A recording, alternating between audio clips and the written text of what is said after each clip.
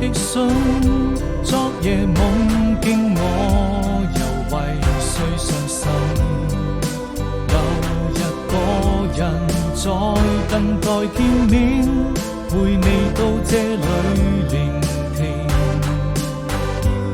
當雨過天晴，還有無見繁星，每個瞬間都如此寧靜。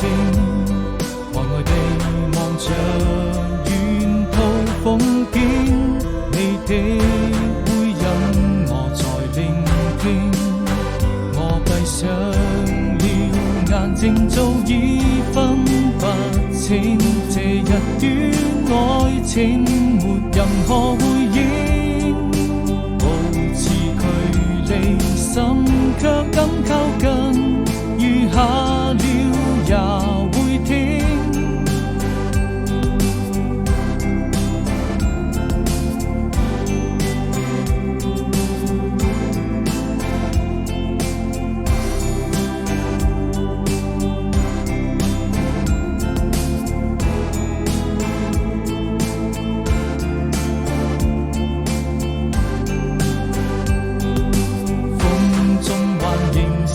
寫給誰的信？